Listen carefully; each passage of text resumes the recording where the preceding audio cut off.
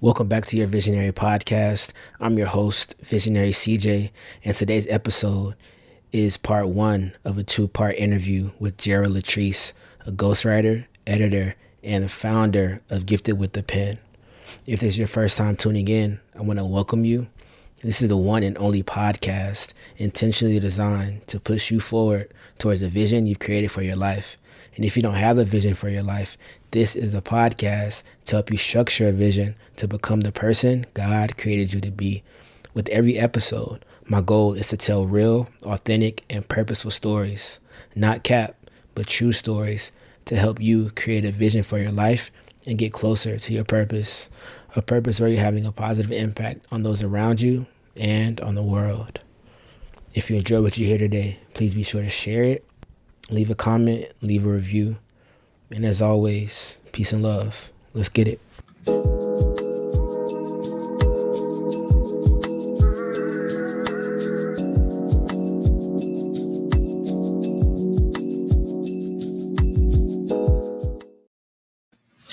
Welcome back to your Visionary Podcast. I'm your host, Visionary CJ, and today we have a special episode for you. We're going to hear from my friend and fellow writer, Jerra Latrice. And before I bring her in, I want to give you all a insight into her life and what she's doing so far. And so for Jerra, writing has been a natural gift for her always. Her sixth grade English teacher once proclaimed that if she keeps writing, one day that she'll be reading her own books. And eventually her teacher's words came into fruition. Jerra purchased a Birth Your Book course from Tony Gaskin's Academy, and she self-published her first book, I Was Bitter, Now I'm Better. And since the release of her empowering and candid piece of art, she has been featured on several podcasts, radio interviews. She's spoken on panels and was featured at the Essence Festival in New Orleans and the Black Women's Expo in Atlanta. After much success with her book and helping others behind the scenes, Jerra started Gifted with the Pen. She, along with her team, provides expert editing and ghostwriting services to writers to enhance their manuscripts. As Proverbs 18:16 states, a man's gift makes room for him and brings him before great men. Jerra Latrice and her team are truly gifted with the pen and excited about serving future authors. And without further ado, I want to welcome Jerra.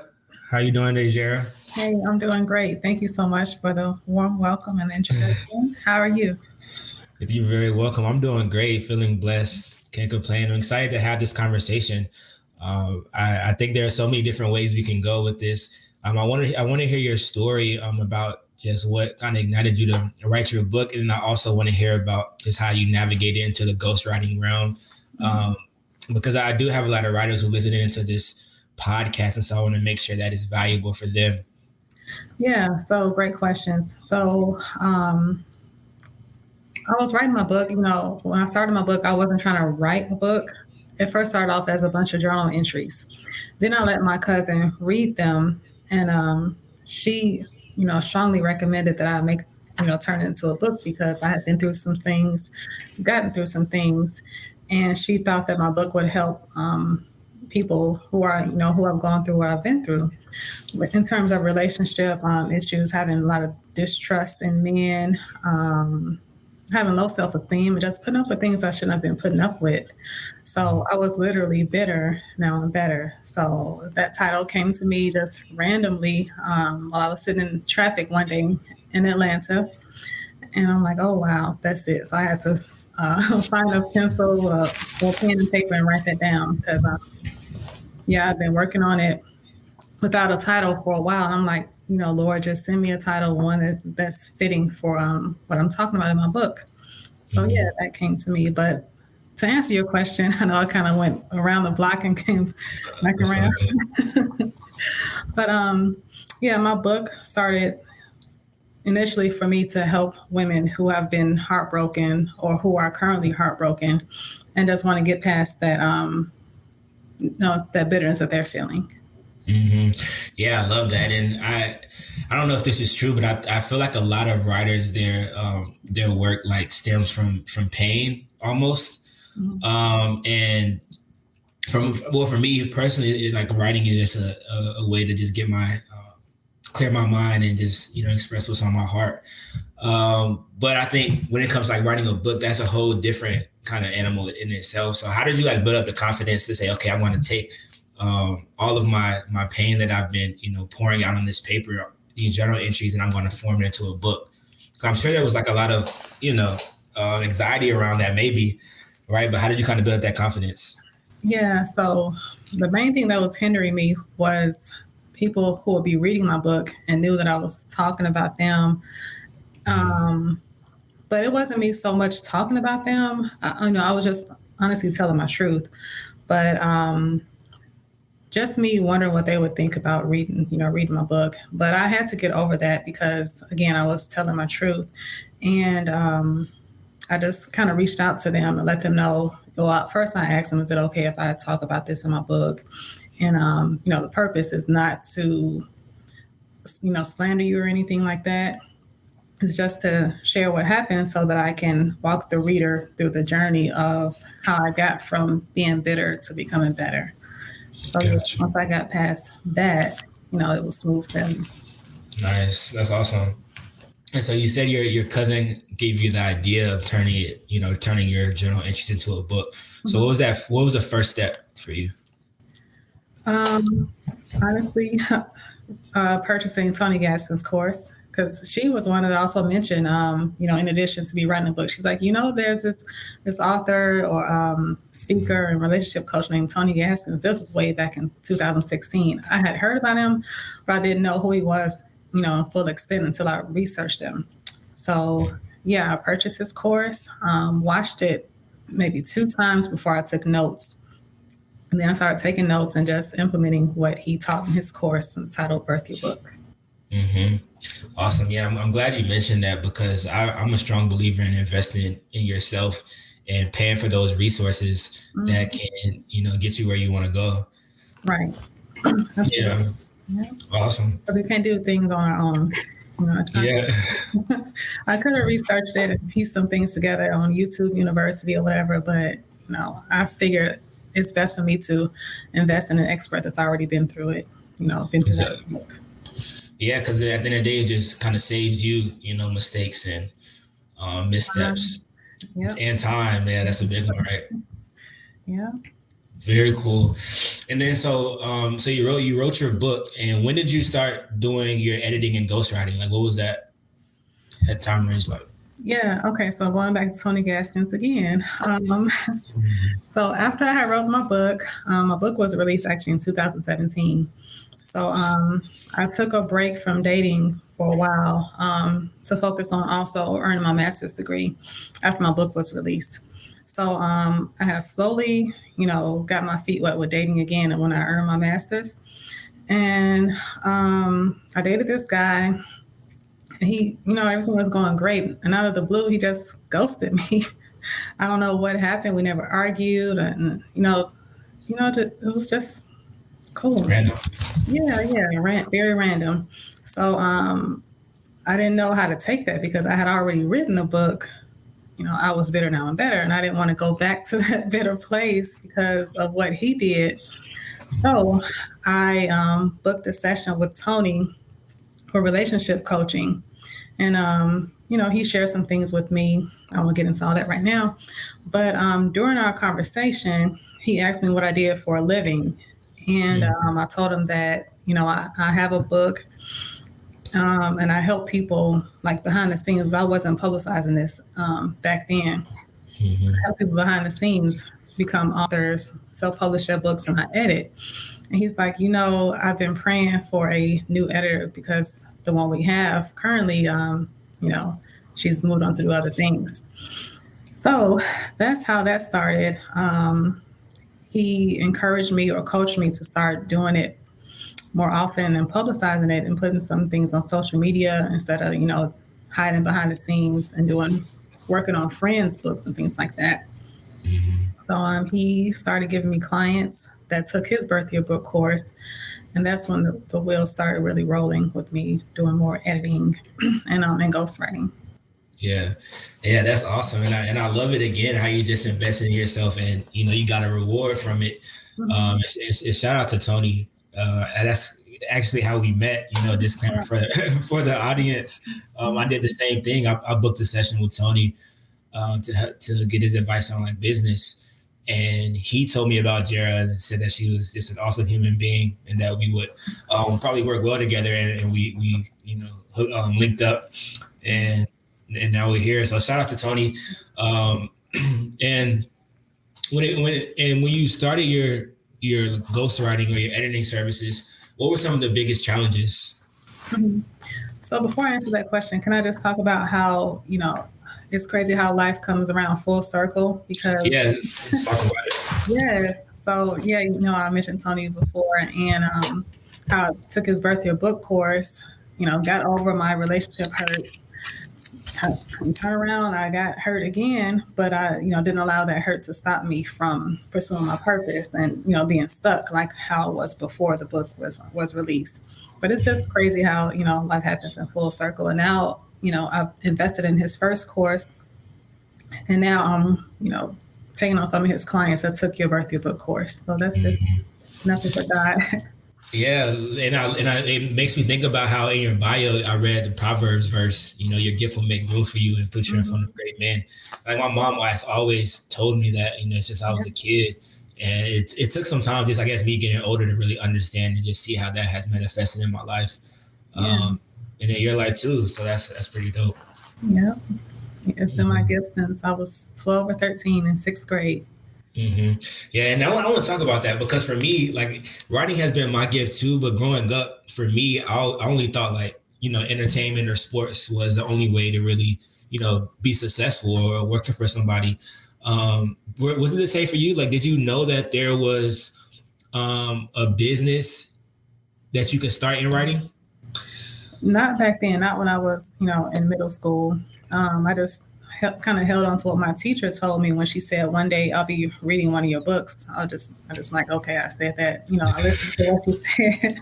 Like, I didn't think too much of it until I got older and I was in college and I took this creative writing course. And my instructor was also an author. So I started getting close to her and just asking a lot of questions how she got into becoming an author. And it was kind of something I had on the back burner. But Mm-hmm. yeah, I didn't know that you could make a career out of that, out of Yeah. being an author or a writer. hmm Yeah, that's interesting, and it's cool how I guess people have affirmed your gift throughout the years, and I always find that cool because some people like some of my peers are struggling to find their gift and their purpose, and one of the questions I ask is like, okay, so what do other people tell you that you're good at? Hmm. So if like writing is one of those things that you constantly hear, like, okay, yeah, you're a great writer. I'm going to read your books one day. Like all those are affirmations and kind of hints at what your purpose may be. Hmm. Right? Did you feel like that throughout the years? Yeah, definitely. Because even after middle school and throughout high school and college, I would make straight A's on all my writing assignments. So I knew that it was a gift of mine. But I was also brainwashed growing up to go to school, get your degrees, and get a good job, and then retire. But Mm-hmm. nobody really ever taught me to pursue entrepreneurship in terms of becoming a writer. Mm-hmm. Yeah, I love that. And then speaking on entrepreneurship, um, back to the ghostwriting question, what was some of the beginning challenges when you decided, okay, I'm gonna go in the world with this saying that I'm a ghostwriter and editor. Mhm. Yeah, definitely. I had a lot of mindset blocks, confidence issues, because I was working on people's books that I knew, friends, former coworkers, and people I went to college with. So by me working with Tony and him sending me people's books that I have never met before, that frightened me and it scared me. So yeah, that was the biggest challenge. Just me being in my own head, I had to get past that. And once I started getting the feedback, that he would share with me, and that the authors I work with would share with me, I'm like, okay, I stressed out for nothing. Mm-hmm. Yeah, no, that's real. And what's some advice that you would give to someone who's kind of at that early stage to where they're fearful about working on somebody else's book? Mm-hmm. Yeah. So the main thing you have to tell yourself is, you you were given this project for a reason, and just get out your own, out your own head, and just work on it little by little. Because also another thing with me too, when he was sending me, well, when I would get books that were like 80 pages, 60 pages, I would look at it as a whole instead of breaking it down. Like, so I edit 10 pages today, 10 pages tomorrow, etc. Like that. And then by the end of the week, I'm done instead of just looking at everything. You have to do everything all in one day or 1 or 2 days. Mm-hmm. Kind of better and breaking it down. Very cool, very cool. And then when it comes to your process, a few episodes ago, I talked about like my ghostwriting process, and I gave people access to it at process.visionarycj.com. But I want to hear your process if you're okay with sharing that. Like, what's your process when you get a client to actually go through the process of ghostwriting someone's book? Mm-hmm. Yeah, so I have a process also, and thank you for you shared your process with me before this past summer. I'm like, oh, okay, that was nice. I like that. So I developed my own process. I love it. It's the 3E process. So it's engage, enhance, and edit. So I get them to engage in conversation. They do most of the talking, and of course, I listen, make notes, ask questions. And then I enhance their story by just elaborating more, or getting them to elaborate more by asking those probing questions. And then the descriptive questions too. So if they're talking about something that they've been through in the past, I ask them to describe, what the room looked like, what was that person wearing, things of that nature. It's just better for the reader on that term. And then the editing process. So when I ghostwrite, they do get 1 round of edits, and I don't do the edits. I take my eyes off of it once I finish ghostwriting it. So I send it to my team member, and then she edits it. Mm-hmm. So yeah, cool. It's engage, enhance, and edit. I love that, the 3 E's. That's dope. Engage, enhance, edit. I love that. And that's cool how you said that once you're done enhancing, you take your eyes off of it and let someone else edit. Because I gave that advice as well before, and so I'm glad you kind of just affirmed that. Like that's kind of the right way to go, right. For sure. And then when it comes to ghostwriting, what are some maybe what are some like limiting beliefs that someone may have about ghostwriting, and then how do you break that limiting belief? So I just had someone actually with a limiting belief who thought that her story wasn't important enough.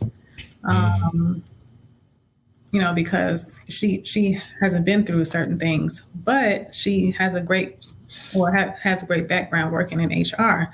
So I encouraged her to talk about some HR tips. I don't want to share too much. That's why I'm like hesitant. The confidentiality thing. But yeah, instead of her deciding to talk about her life, I encourage her to talk about her career and give readers tips on how they can climb the corporate ladder. Mm-hmm. So I think everyone has a story to tell. It doesn't have to be about your life. Yeah. Nope. I agree 100%. And have you found it like, have you found that there's a lot of people who are interested in writing books, but just don't want to, or don't have the time? Like what's that been like? Have you been surprised by the amount of people and just the stories? Honestly, I have been getting authors that have a desire to write because, we're in the midst of a pandemic. People have more time and they want to use that time, I guess, wisely and share their story. And also it's a great source of income as well, side income for people. Yeah, 100%. And then kind of talk about, if you're comfortable sharing this, like about your journey, because when you first started, you were still working like in corporate America, right? And I'm currently in corporate America, but now you're free from that life, correct? That is correct. It'll be a whole week on Monday. I don't know when you're posting this episode, but I resigned. I put in my 2-week notice on January 11th, and my last day was January 25th. Amazing. Yeah, and so talk about that. I want you to talk about that too, and kind of just give some encouragement to the audience, because I know like a lot of early stage like writing entrepreneurs, I guess if that's the word, will start out working in corporate America with the goal of just building up enough revenue or just enough revenue streams to be able to exit from that life. Mm-hmm. So what's some encouragement that you can like give to them? Yes. So again, this goes back to using your time wisely. So when you're at work, or a lot of you may be working virtually now, but just find those little pockets of time where you can sit down, write, organize your thoughts. For me, I was still in the office back when I was ghostwriting. When I was starting my ghostwriting and editing journey. So instead of having lunch with coworkers and just talking about, random things here and there, I would close myself up in my office, write, or I would go to my car and write if I was, interrupted. But then I'd also wake up an hour before my alarm clock. I called this my power hour, where I would first meditate and then write. It didn't matter, how much I was writing, as long as I got something on paper or in my computer. And then I would stay up maybe 2 hours later to write also. So it just comes with, time blocking and utilizing your time wisely. Yeah. That's a big one. It sounds like discipline too, like having the discipline to actually do that. Because I'm sure a lot of times you were like tired, especially, taking a break or after work, having that energy to write. Mm-hmm. Yes. And I will point out, I didn't do this every day, but most days is when I would do this. And then I always incorporated an all-nighter. So on Thursdays, I would find that I had more energy than usual. So I would just stay up all night on, Thursday into Friday morning, because I guess on Friday I looked at it as like, oh, it's Friday, it was the weekend, finally off work. That's how I found the energy to stay up. Implement that one-nighter every week. I might need to start doing that. I like that. So you still went to work Friday morning? Yes. Yeah. Ooh, that's tough. but I get it though, because it's like, but Friday you have more energy anyways, because it's like, oh, it's the weekend. Mm-hmm. And for us in the office, Friday was always our short day. But like we had this schedule set where, Fridays we worked from 9 to 4. Then every other day was 8 to 5. So Friday was always a short day anyway. Gotcha. Yeah, I really like that. I'm gonna think about implementing that, because that's just like a big chunk of time. That's maybe like added 6 hours, 6 or 7 hours. Staying up. Dang, I like it. I think that's cool. Then you just sleep, on Friday night and just sleep in until Saturday morning. Exactly. Yeah. And you're probably going to do that anyway, right? Like take a long nap after you get home Friday and sleep in. I love that. And that's all for this episode. Stay tuned for part 2 next week. As always, peace and love.